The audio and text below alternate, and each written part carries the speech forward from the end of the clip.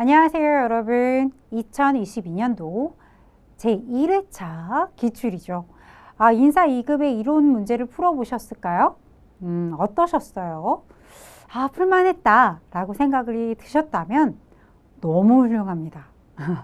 어렵지 않게 아마 문제를 풀이를 해주셨을 것 같아요. 이전 회차보다 좀 새롭다라는 느낌이 덜 드는 문제들이 많이 출제가 되었었기 때문에 여러분들이 어렵지 않게 답을 도출해내지 않았을까라는 조심스러운 기대를 하게 됩니다. 그래도 매번 기출문제 때 분명히 실수도 있을 수 있고요. 내가 모든 내용을 다 기억한다라는 그 100%라는 건 없잖아요.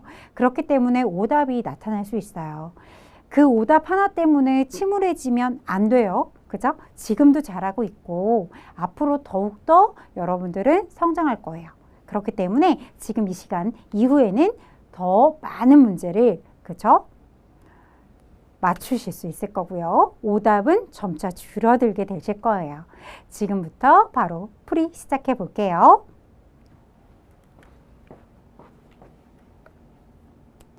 여러분 하단의 홈페이지에 들어가셔서 여러분 이론도 중요하지만 우리에겐 실무도 굉장히 중요하죠. 실무 풀이 영상도 보시고요. 그리고 DB, 기출 DB라든지 다운로드를 받아서 여러분 다른 회차 수도 공부를 같이 한번 해보세요. 최신 기출도 많이 있으니까 한번 풀어보시고 확인해 보시는 시간을 가져보세요. 자, 바로 문제풀이 들어가 보도록 하겠습니다. 첫 번째, 상용화 패키지에 의한 ERP 시스템 구축 시 성공과 실패 시 여러분 이렇게 성공과 실패를 좌지우지할 수 있는 요인으로 보기가 어려운 것은 무엇인가요? 라고 들어가 있습니다. 자, 들어가 보면 시스템 공급자와 기업 양쪽에서 참여하는 그 인력의 자질 되게 중요한 거겠죠. 그 다음에 여러분도 어때요? 기업 환경을 최대한 고려하여 개발할 수 있는 자체 개발 인력을 보유해야 한다. 여러분, 저는 이것을 그쵸? 보기가 어렵다라고 얘기할 수 있어요. 패키지를 여러분 어떻다? 구축한다라고 한다면 이렇게 자체 개발 인력 보유의 여부가 좀 중요성이 떨어지게 되어 있기 때문입니다. 따라서 정답은 2번이라고 얘기할 수 있겠죠. 제품이 보유한 기능을 기업의 업무 환경에 얼마만큼 잘 적용이 되는지에 대한 요인, 그리고 사용자 입장에서 ERP 시스템을 충분히 이해하고 사용할 수 있는 반복적인 훈련, 교육이 들어가야 하겠습니다. 맞는 이야기예요. 따라서 정답은 몇 번? 2번입니다. 라고 이야기할 수 있겠죠. 자, 2번으로 넘어가 보도록 할게요. 다음 중 ERP 도입의 효과로 가장 적합하지 않은 것은 무엇인가요? 라고 들어가 있어요. 자, 도입의 효과로 가장 적합하지 않은 거 골라보도록 하겠습니다. 불필요한 재고를 없애고 물류 비용을 절감시킬 수 있어요. 좋은 점이죠? 맞아요. 동그라미가 되겠습니다. 업무의 정확도가 증가될 것이고요. 업무 프로세스가 단축이 되죠. 불필요한 것들이 빠져나가기 때문이죠. 그렇죠? 맞는 이야기입니다. 의사결정의 신속성으로 정보 공유의 시간이 한계가 있으면 돼요. 한계가 있다는 것은 한계적이다, 한계가 있다라는 얘기인데 여러분 그렇기 때문에 시간적 한계가 없다라고 들어가 있어야죠. 올바른 표현이겠죠. 따라서 정답은 3번이 땡, 옳지 않아요 라고 얘기할 수 있죠. 업무 시간을 단축할 수 있고 필요 인력과 필요 자원을 절약할 수가 있습니다. 맞는 이야기가 되겠습니다. 문제 3번으로 넘어가 보도록 할게요.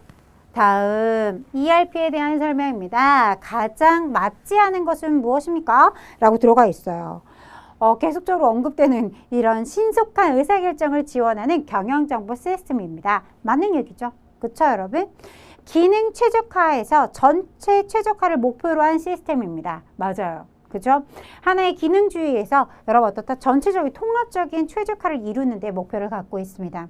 인사, 영업, 구매, 생산, 회계 등 기업의 업무가 통합된 그런 시스템을 이야기합니다. 아주 올바른 표현을 쓰고 있죠. 모든 사용자들은 권한 없이도 쉽게 기업의 정보에 여러분 접근할 수 있으면 안 되겠죠. 그죠? 우리 기억해 보세요. 제가 이런 얘기 할 때마다 이런 지문이 사실 잘 나오거든요. 이 지문이 반복적으로 언급됐던 지문이기 때문에 제가 이런 설명을 할 때 이렇게 매칭을 해드려요. 여러분 우리 프로그램 활용할 때 생각해 보세요. 사용자 권한 설정이 있었어요? 없었어요? 사용자 권한 설정이 있었잖아요. 이 사용자가 얼마만큼의 권한을 측정해서 이 권한의 안에서만 그 정보를 보실 수 있게끔 만들었던 거 기억해 주신다면 정답을 빠르게 답을 도출하실 수 있다. 그쵸? 정답 몇 번? 4번이죠. 올바르지 않아요? 라고 얘기할 수 있겠다. 자, 4번으로 넘어가도 되겠죠. ERP를 구축할 때 설계 단계에 해당하지 않는 것을 골라주세요. 여러분, 설계 단계예요. 그쵸? 토비설, 막 투비설 이렇게 하면서 제가 매칭했던 거 기억해요? 그렇죠. 그래서 이렇게 투비 프로세스를 도출하고 갭, 차이 분석이라고 얘기하죠. 이 갭에 대한 분석을 하겠습니다. 인터페이스 문제를 논의하겠습니다. 맞는 얘기예요. 여러분, 태스크 포스예요. 그죠, 여러분?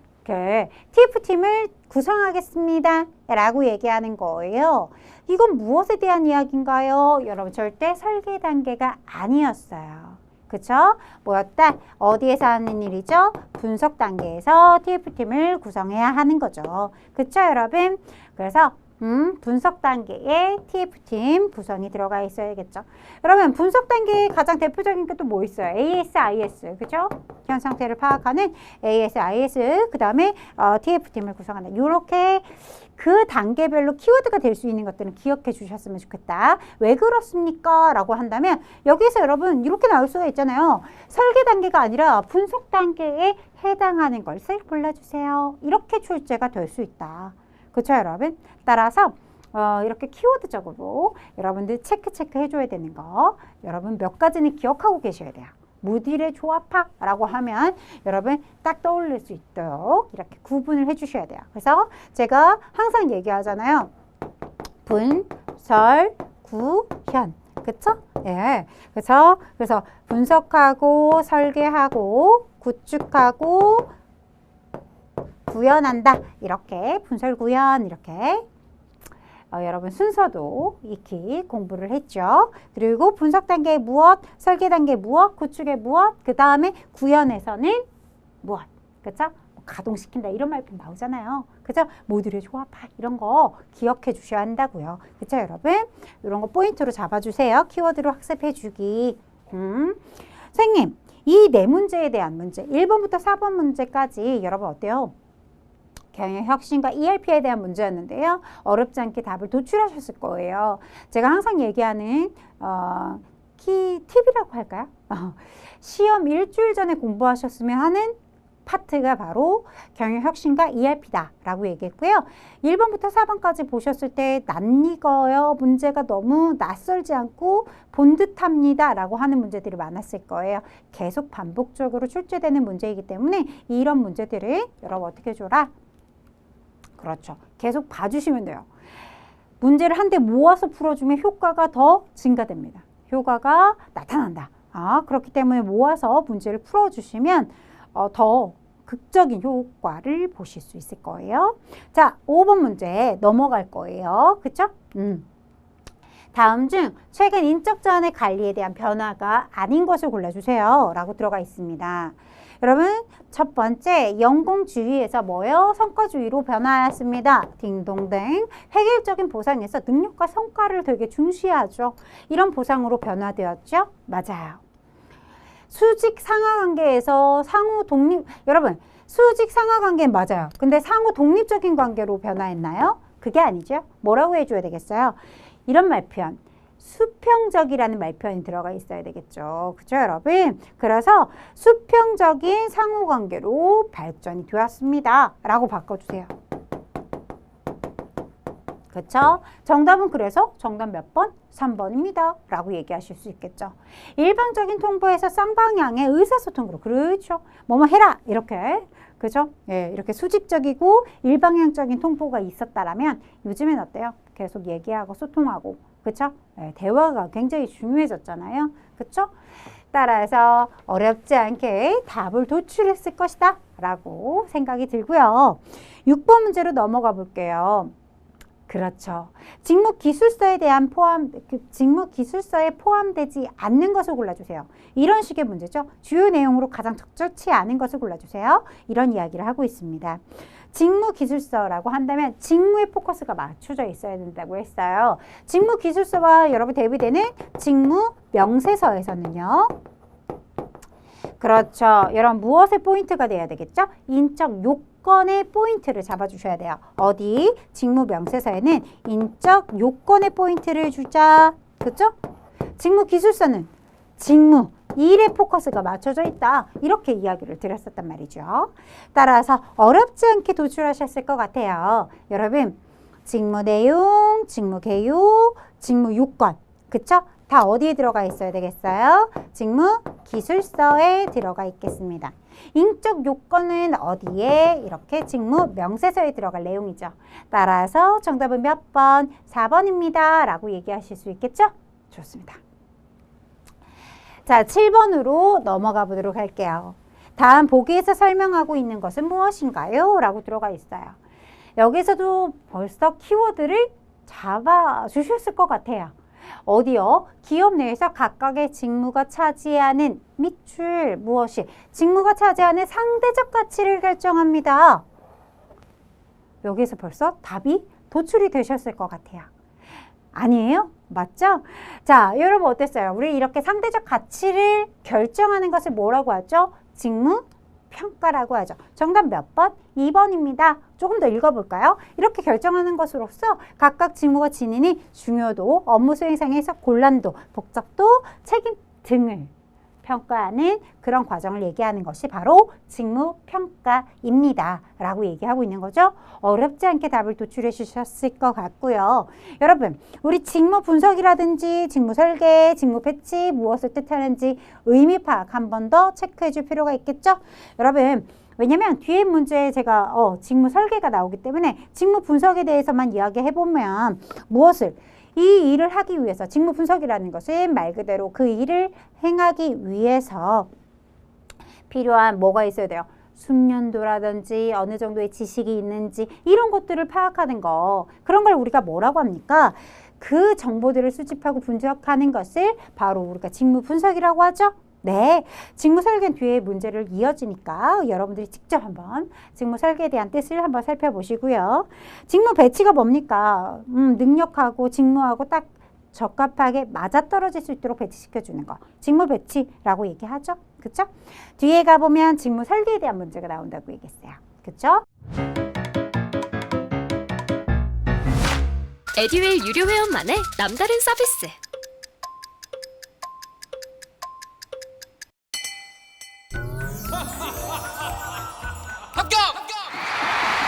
합격하고 돈도 받는 혜택.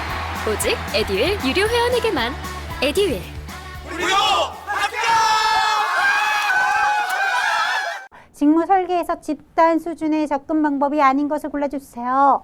여러분, 이렇게 나눴네요.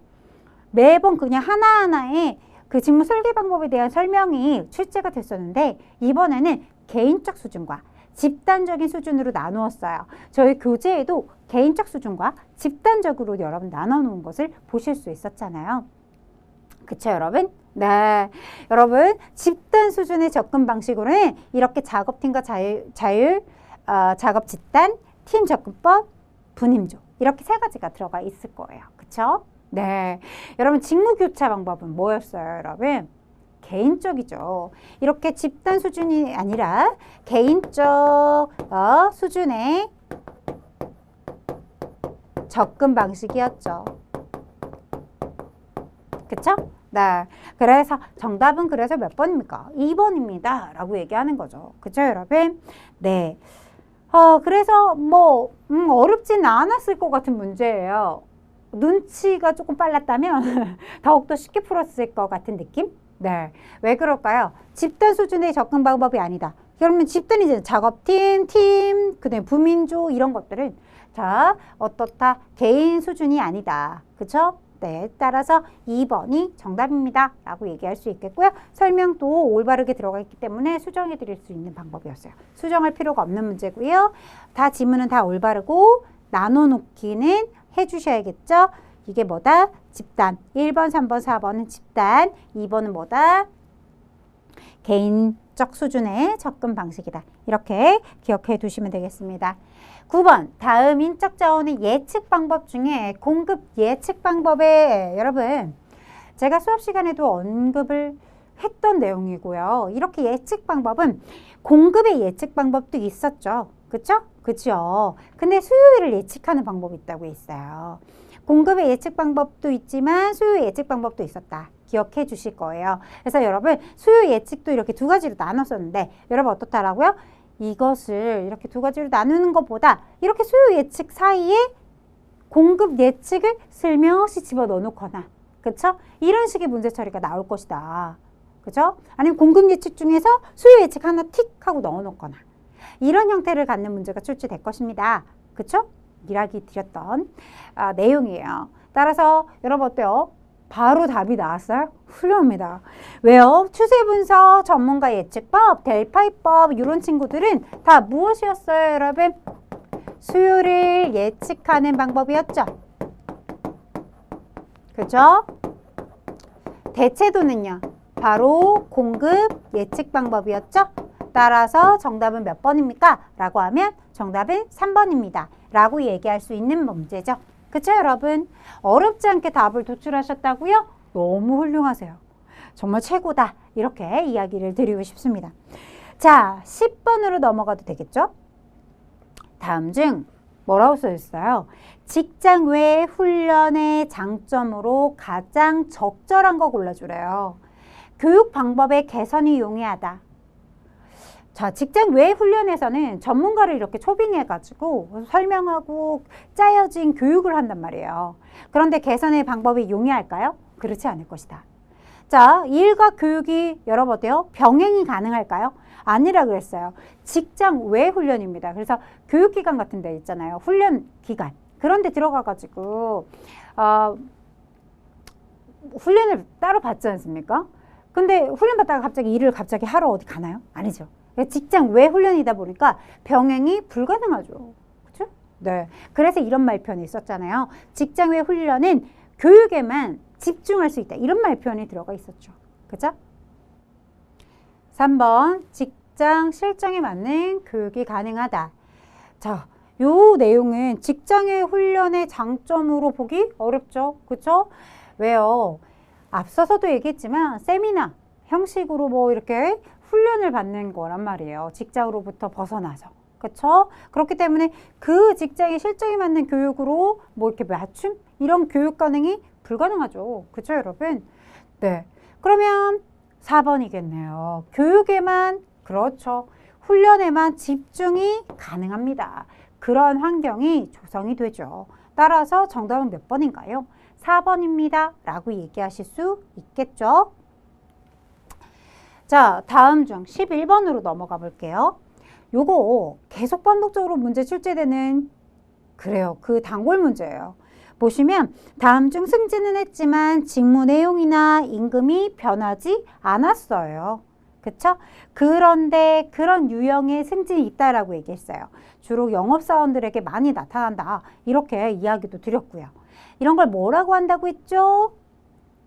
네, 정답은 3번입니다. 대용 승진이라고 해요. 맞아요. 그죠, 여러분? 그래서 3번 대용 승진이라고 하고 직급 승진이 뭡니까? 라고 하면 우리가 직급으로 승진한다. 즉 공석이 발생했다. 그러면 그에 맞는 직급으로 뭐 해주죠? 그 적절한 사람을 골라야 되겠죠. 고르다니요. 선발해 주겠죠. 그쵸? 그래서 그렇게 선발이 돼서 승진을 하는 제도를 우리가 뭐라고 한다? 직급 승진을 하죠. 역직 승진 같은 경우는 뭐 때문에? 조직의 그 라인, 직위를 상승시키는 제도다. 그죠, 여러분? 관리 체계를 위해서 이런 말표현이 항상 앞에 붙는 거죠. 그죠? 조직 구조의 관리 체계를 위해서라는 말이 항상 앞에 붙는다라는 거 잊어버리지 않으셨으면 좋겠고요. 그 다음 발탁 승진은 너무 빛이 나요. 네. 그 중에서 가장 유능한 사람을 딱 꼬집어서 발탁 승진이라고 하는 거죠. 발탁 승진. 그렇죠, 여러분? 특별히 유능한 그 자에게 승진의 기회를 주어집니다. 이런 말표현이 들어가 있을 것이다. 그렇죠?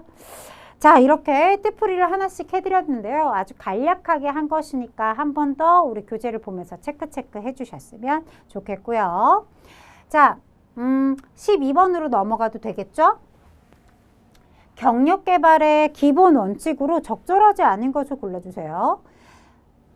이런 건 없었잖아요. 그쵸? 뭐가 있었어요, 여러분? 이렇게 경력 기회 개발의 원칙, 승진 경로의 원칙, 적재적소의 배치 원칙 있었죠. 그런데 이렇게 종합평가의 원칙 같은 거 있었나요? 없었죠. 그러면 종합평가에 그 원칙을 빼고 뭘 집어넣으면 좋을까요? 후진, 양성의 원칙 이런 내용이 들어가 있어야겠죠. 그쵸, 여러분?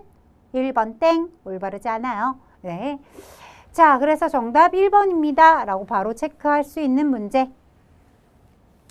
다음 중 근로기준법에 여러분 법정수당과 여러분 법정 외 수당을 얘기합니다. 라는 제가 항상 법에 이렇게 언제 그렇게 써있냐 이렇게 얘기하지만 그러니까 그런 얘기를 하는 거죠. 그러니까 법정수당이랑 법정 외 수당이라는 것은 말 그대로 그냥 표현이에요. 근데 이제 근로기준법에 정해져 있는 수당, 그걸 우리가 그냥 법정 수당이라고 얘기를 하는 거죠. 그래서 이런 법정 수당이라는 건 법으로 지급이 강제되는 수당이라는 뜻을 가지고 있는 내용이에요. 그래서 그 내용으로 법정 수당과 법정 외 수당으로 나누어서 우리가 분류를 해놓았던 표 기억날까요? 오, 그렇죠. 이렇게 구분지어서 공부를 해주셔야 돼요. 자, 법정수당으로 적절하지 않은 것을 찾아주세요 라고 하는 문제였는데요. 첫 번째 우리 휴업수당, 그쵸? 제 몇 조항 뭐 이렇게 설명이 쫙 되어 있잖아요. 되게 법조항들을 일부러 넣어놨단 말이에요. 몇 조항 몇 조항. 여러분들이 궁금하다면 혹은 일하다가 정말 궁금증이 생겼을 때는 그 법조항을 타고 가서 여러분 요즘 검색을 많이 하실 수 있잖아요. 그래서 그 검색에 들어가서 구체적인 내용, 우리 회사에 딱 맞는 내용으로 검색해 볼 수 있도록 우리 조항도 언급을 해놨단 말이죠. 그래서 여러분들 아마 살펴보실 수 있을 건데요.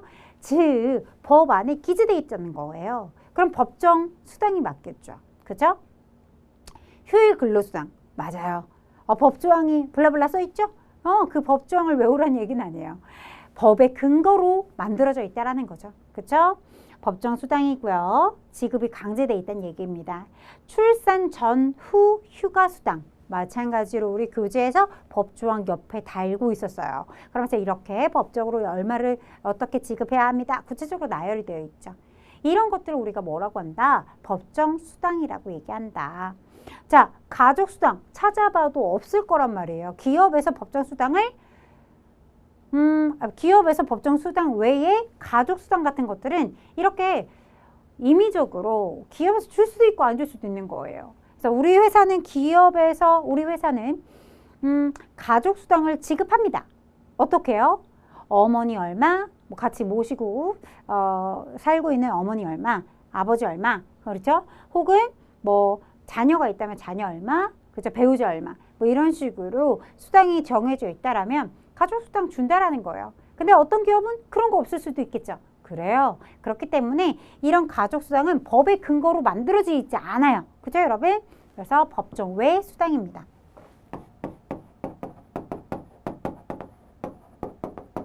따라서 4번이 정답이 되겠죠. 법정외 수당으로는 여러분 뭐가 있었어요? 이렇게 가족수당도 있고요. 자격수당도 있고요. 그쵸, 여러분? 특근수당 뭐 이런 것들이 있었던 거 여러분 쭉 열거해놨으니까 다시 한번 눈에 익혀두시면 다음번 시험에서도 어렵지 않게 답을 도출하실 수 있을 것이다. 이렇게 이야기 드리고 싶고요. 자, 14번으로 넘어가도 되겠죠? 다음 중 종업원의 참여의식을 높이기 위해서 고안된 성과 배분 제도로 위원회 제도의 활용을 통한 종업원의 참여와 여러분 밑줄 한번 쳐볼게요. 생산 판매 가치를 기초로 하고 있습니다. 라고 했을 때 여러분 이거 우리가 뭐라고 공부했었어요? 스켈론 플랜이라고 공부했었죠. 따라서 정답은 몇 번? 3번입니다. 라고 얘기할 수 있겠고요. 이윤분배제도 여러분 기억해요? 이윤분배제라는 건 뭐였어요? 이렇게 영업의 수익을 일부를 누구한테 근로자에게 지급해서 우리 근로자들은 기업의 뭐로?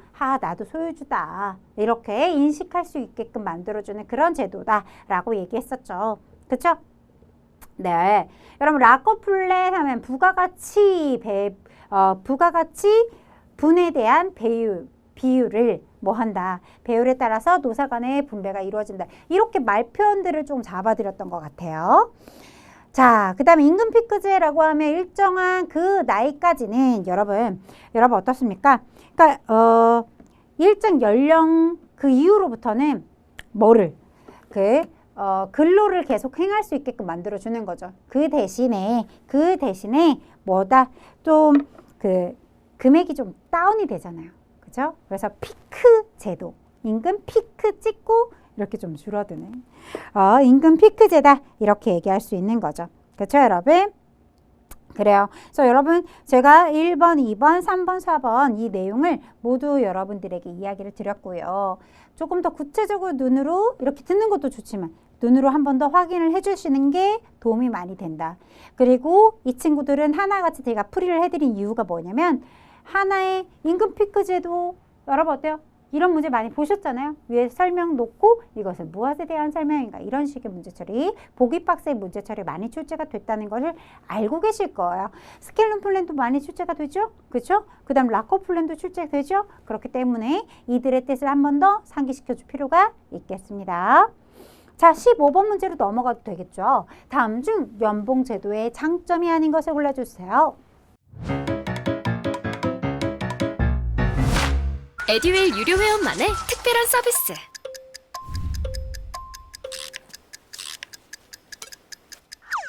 하치하차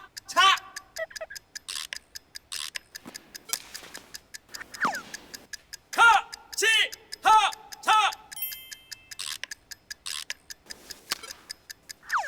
정답! 같이 하자 친구야 에듀윌 유료 회원!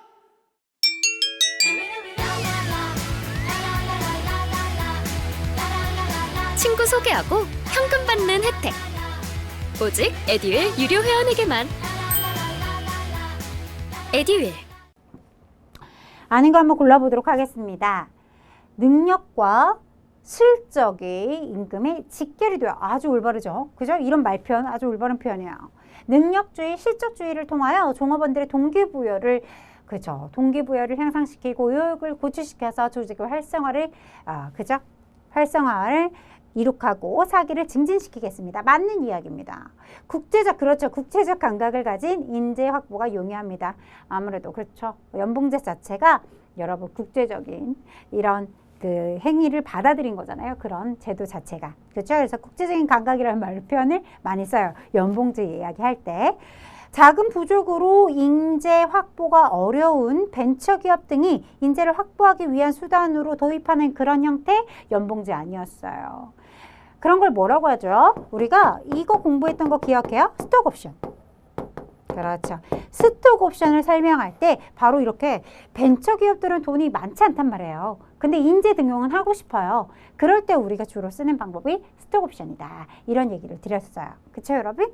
좋아요. 따라서 정답은 몇 번? 3번입니다. 라고 골라내고 4번까지 읽어볼게요. 기업의 복잡한 임금 체계와 임금 지급 구조의 단순화로 임금 관리의 효율성이 증대됩니다. 맞죠? 자, 따라서 정답은 3번입니다. 라고 이야기했고요. 3번은 무슨 뜻인지도 알고 계셔야 돼요. 3번의 설명은 스톡옵션에 대한 설명이었습니다. 라고 여러분들이 여기다가 조금 써주시면 되겠죠. 그죠? 16번입니다. 보기에서 설명하는 복리후생의 설계 원칙의 유형을 무엇이라고 합니까? 라고 들어가 있습니다. 근로자와 의사소통을 전제로 근로자의 욕구를 파악하고 충족이 될 수 있도록 설계해야 합니다. 너무 쉬운 문제죠. 여러분. 아니에요? 문제 읽어보세요. 자, 이렇게 의사소통을 해가지고 여러분 근로자 너네들이 뭘 원하는지 그 니즈를 파악하겠다. 그리고 어떻게 하겠다? 그것을 충족할 수 있도록 그렇죠? 그렇게 만들 것이야 라는 뜻으로서 여러분 읽어볼게요. 근로자 욕구 충족의 원칙, 기대 원칙, 참여 원칙, 다수의 혜택의 원칙. 여러분 무슨 원칙? 1번이 되겠죠. 근로자 욕구 충족의 원칙. 그래요. 그래서 근로자 욕구 충족의 원칙, 근로자 참여 원칙, 그 다음에 여기 지금 나와 있는 다수의 혜택의 원칙, 그 다음에 지불 능력의 원칙, 이렇게 총 4가지로 구성되어 있음을 기억해 주셔야 되겠죠. 그래서 기대 원칙 빼고요. 요건 빼주시고요. 일부러 이렇게 만들어 놓은 거잖아요. 그러니까 4가지가 있었어요. 근로자 욕구 충족의 원칙, 참여의 원칙, 다수에게 혜택이 돌아가야 된다. 다수 혜택의 원칙, 그 다음 하나 더. 지불 능력의 원칙까지 여러분들이 상기시켜 주셔야겠습니다. 그때까지 돼요. 매칭을 시켜준다면 더욱더 좋겠죠. 그쵸, 여러분? 자, 17번으로 넘어가도 되겠죠? 다음 중 보기에서 설명하는 것은 하고 묻습니다. 보기 한번 보도록 할게요. 소득을 지급하는 자가 그죠? 그 지급받는 자의 조세를 징수하여 국가 및 지방자치단체에 납부하는 제도를 무엇이라고 합니까? 라고 들어가 있어요.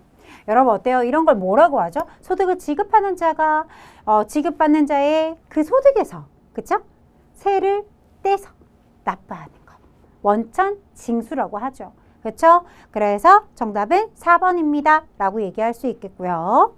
여러분 종합과세는 뭐예요? 이런 말표현 쓰잖아요. 원천이 다른 그런 여러 가지의 그 종류의 소득을 뭐 한다? 하나의 과세표준으로 그렇죠. 이런 말표현. 하나의 과세표준으로 합산합니다. 이런 말표현 붙잖아요. 그죠? 그게 키포인트로 여러분 상기시켜 주셔야 되겠고요. 하나의 과세표준으로 합산해서 과세표준으로 합산해서 과세하는 방법입니다. 이런 말표현 붙어요. 긴 문장은 기억이 안 나니까 이렇게 딱 포인트 잡아서 공부해 주세요. 자, 분리유가세라는 건 뭐였었어요, 여러분? 분리유가세는 여러분 뭐다? 이렇게 종합과세로 할 수 없는 거였어요. 그렇죠, 여러분? 그래서 종합과세 대상에 합산이 되지 아니하고 이런 말표현 들어가 있을 거예요. 그렇죠? 합산이 될 수 없고 각각 소득별로 과세표준을 이런 말표현. 각각 별도의 과세표준을 이렇게 말표현이 나와 있을 것입니다. 각각의 별도의 과세표준으로 해서 뭐 하겠다, 과세합니다 라고 얘기할 수밖에 없다. 그래서 제가 말표현할 때 따로 분류해서 별도의 과세표준을 설정합니다. 과세표준을 과세하는 방법입니다. 과세표준을 만들고 과세하는 방법이에요. 이렇게 말을 하고요. 분리과세는요. 원천징수 한 번으로 과세를 종결시킵니다. 이런 말표현을 썼던 것을 다시 한번 상기시켜 주셔야겠죠. 그렇죠, 여러분? 네, 이런 말표현들을 꼭꼭꼭 생각을 해주셨으면 좋겠어요. 원천징수, 즉 소득세 부분에서는 이렇게 이 개념적인 설명들이 잘 나오는 거 알고 계시죠? 네. 그래서 종합과세의 뜻, 분류과세, 분리과세, 원천징수 이런 것. 또 연말정산이라는 게 뭐게? 이런 식으로 여러분 문제 처리가 나오잖아요. 그렇죠, 여러분? 그렇기 때문에 이 개념 중심의 학습을 좀 해놓는 부분이 꼭 기억을 해두셔야 합니다. 라고 다시 한번 팁을 드리고 싶어요. 18번으로 넘어가도 되겠죠? 다음 보기에서 법정휴가에 해당하는 것을 골라주세요. 라고 들어가 있어요. 그쵸? 법정휴가. 여러분 무엇이 있었어요? 이렇게 법정휴가와 약정휴가라는 게 있었단 말이에요. 즉 그래서 여기에도 법정휴가와 약정의 휴가가 나와 있는데요. 생리휴가 같은 것들은 어때요? 법으로 정해져 있단 말이죠. 따라서 법정휴가라고 얘기할 수 있겠고요. 경조휴가라든지 여러분 포상휴가라든지 이런 것들은 약정의 휴가였잖아요. 그쵸? 연차, 여러분 요 중요하다라고 얘기했었죠. 연차 유급휴가 법정 휴가에 해당하는 것이죠. 따라서 정답은 몇 번일까요? 하면 기억과 리을 번입니다. 정답 2번 이렇게 선택하고 넘어갈 수 있어야겠죠. 자, 19번입니다. 다음 중 노동조합의 가입 방법이 쭈루루 나와 있어요. 그런데 그 중에 가장 지배력이 가장 높아요. 여러분 통제력이 높아요. 라고 얘기하는 그 형태. 우리 무슨 숍이에요? 그런 거. 쾅 닫혀 있습니다, 여러분. 이런 얘기하면서 제가 이야기했던 클로저드 숍이 되겠습니다. 어렵지 않죠, 여러분? 오픈숍이 뭐였어요, 여러분? 반대죠. 얘와 반대예요. 클로저드 숍하고 반대예요. 오픈숍은 누구나, 그쵸? 조합원 신분과는 무관하게 이런 말표현이 많이 쓰이죠. 그죠? 무관하게 근로자가 될 수 있도록 하는 제도입니다. 이런 얘기를 우리가 무엇이라고 합니까? 오픈숍. 그래서 활짝 열려 있어요. 이런 얘기했죠. 반대적으로 여러분 어때요? 약간 폐쇄적입니다. 역시나 클로즈드 숍. 이렇게 두 가지를 비교하면서 공부를 해주셨으면 더욱더 좋을 것 같습니다.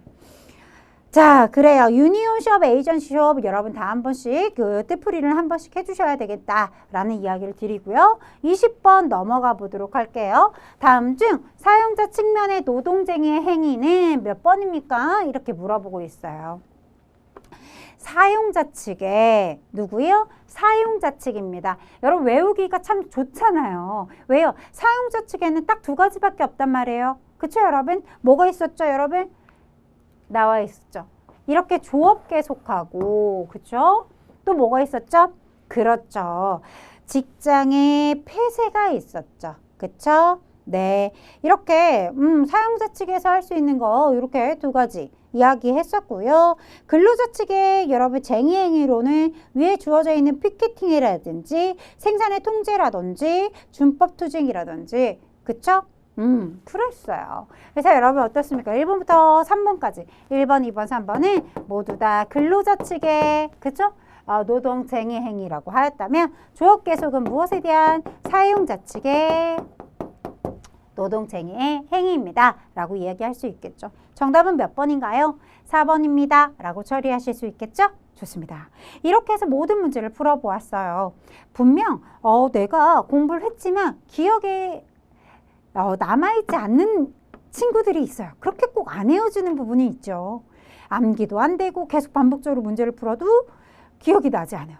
본 것 같은데 명확하지 않아요.